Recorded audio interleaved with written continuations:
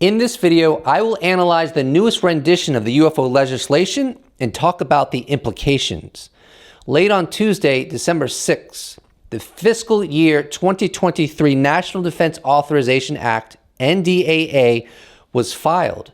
Dean Johnson did a great initial article on it, titled, "A Preliminary Look at the UAP-related Provisions of the Final Proposed Fiscal Year 2023 National Defense Authorization Act, HR 7776. A link to it is in the description box below. The House of Representatives were supposed to vote on it on the 7th, but hours ago I learned that this vote has been postponed. The U.S. Senate is reported to take up this bill within a matter of days.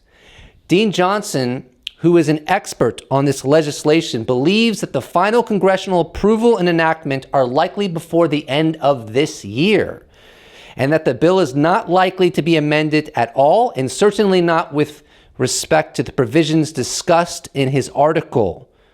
Speaking of which, let's dive right into it. Under the new bill, that office will retain its current name, the All-Domain Anomalies Resolution Office, AARO, pronounced AARO, which it adopted by administrative decision earlier this year. AARO is a million times better than the name that I think it was going to get, which was Unidentified Aerospace - Undersea Phenomena Joint Program Office, or UAP JPO. The following is what members of Congress want to hear about from whistleblowers. It's a really interesting passage, and I quote, "The essence of Section 1673 tracks what we saw in the earlier versions. Notably, however, Section 1673A1B contains new language that explicitly defines the scope of interest as any activity or program related to unidentified anomalous phenomena, including with respect to material retrieval, material analysis, reverse engineering, research and development, detecting and tracking, developmental or operational testing, and security protections and enforcement." The house of cards is falling, baby. In my title of this video, I say that the legislation will force disclosure, and I stand by what I say. That brings me to this tweet, which I'm going to read for you, that I posted on December 7th. "The new UFO legislation is the best development that could have happened for both skeptics and UFO believers. It forces theories to be tested. And make no mistake, nobody knows the truth. We're all using our subjective judgment. Be very wary of those that don't like these new developments." So there are, in my opinion, witnesses that have seen unambiguous UAP that do not stem from human civilization, but that's not what I'm referencing in this tweet. I'm referencing, what does the government know about UAP and what has their involvement been in studying UAP and the evidence they've attained. That will be disclosed as a result of this legislation. Either we'll learn that there is a there in terms of government involvement and that they knew this phenomena existed, or alternatively, the skeptics will be proven correct, that this was all nothing more than a mind virus and gullible analysis. So what disclosure are we going to get? I really don't know. But if you watch my channel, it's pretty easy to tell that I think the likelihood is we are going to learn that there are legacy UAP programs beyond ATIP and OSAP, and that the government has smoking gun evidence of this phenomena. And the house of cards are falling, baby. Section 1673A4B contains a noteworthy requirement not seen in earlier versions. If AARO receives through the secure system a disclosure about a UAP-related restricted access program that had not previously been disclosed to congressional defense or intelligence committees, quote, "The Secretary of Defense shall report such disclosure to such committees and the congressional leadership within 72 hours. The fire of God is within me." That's right. The fire of God is within me. And if that's wrong, well, and I don't want to be right. This one is a doozy, my friend. This one is really huge. If AARO, the UFO office in the Pentagon, gets some information through a secure system from a whistleblower about a UFO program that the Congressional Defense or Intelligence Committees has not been apprised of, then the Secretary of Defense must report such disclosure to the appropriate committees and congressional leadership on that program within 72 hours. I mean, that is pressure.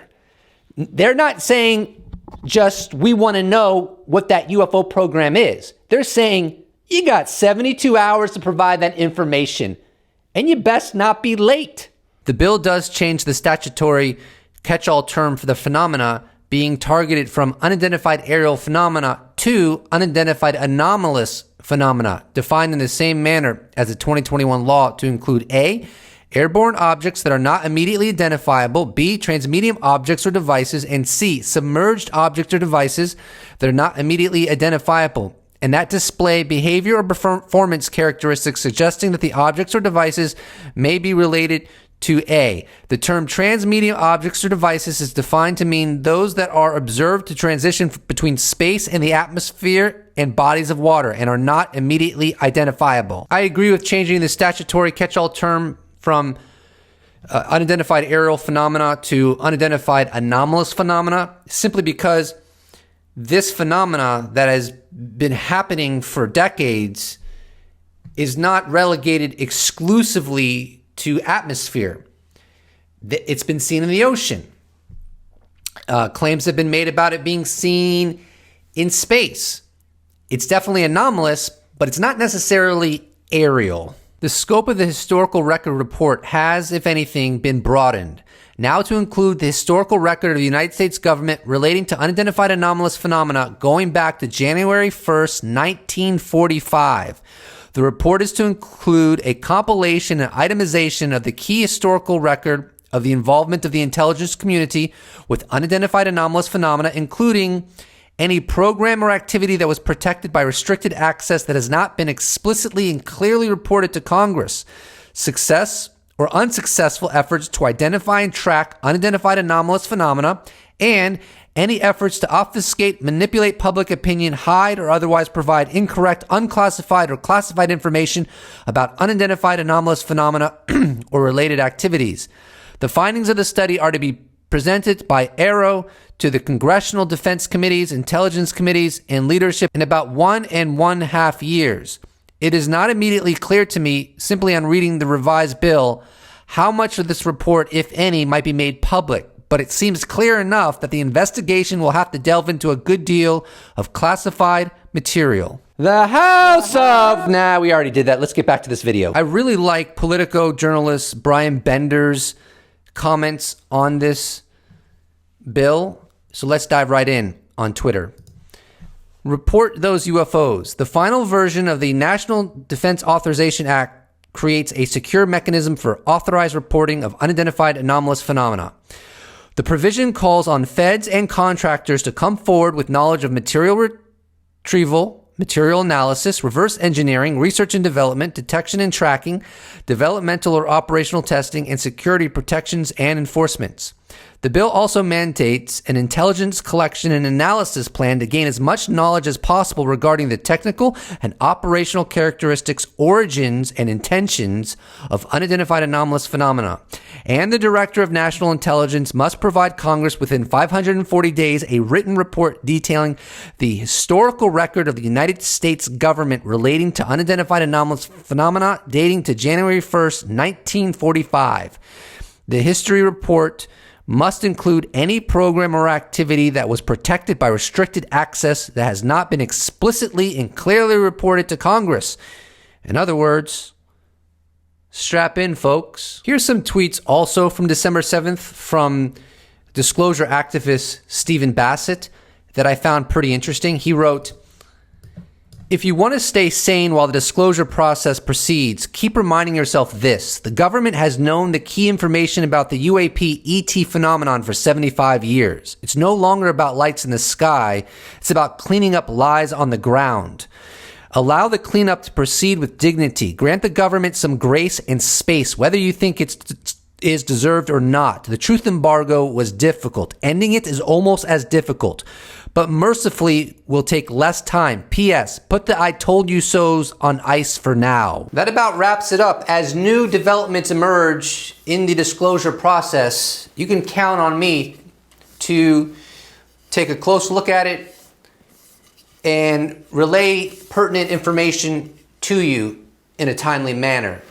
Before we part ways, I want to play the disclosure flute for you to help usher in a post-disclosure world and to cleanse your soul.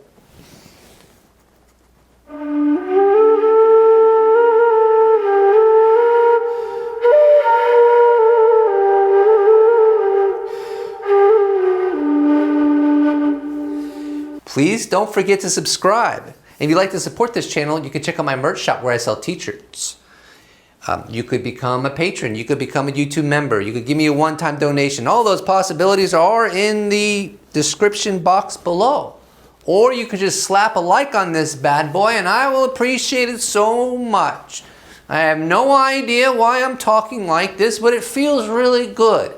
So I'm going to continue to do it and nothing in heaven or hell is going to stop me.